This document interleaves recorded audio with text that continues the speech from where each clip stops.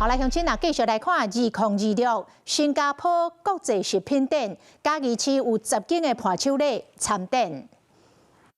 嘉義市長黃敏惠真正帶領等落的業者參加2026新加坡國際食品展，希望甲嘉義市優質的農產品介紹給全世界。我們嘉義市第一次到新加坡，我們累積過去的東京食品展，我想把握機會，一定要告訴大家，我們10家嚴選中的嚴選。除了希望透過美食，和更較儕人熟悉嘉義市，嘛甲新加坡第2大超市交流，爭取未來嘉義市的產品佇咧當地販賣的機會。希望透過我們跟新加坡順松這邊的交流，讓我們嘉義市在地的產業能夠來遍地開花。積極的跟嘉義市的這些好店有一個互動，很快的把你們的產品來到新加坡賣給新加坡的民眾。業者面對面的交流，爭取更較儕合作的機會。超市董事長嘛講是真期待甲嘉義市優質的業者建立久長的合作關係。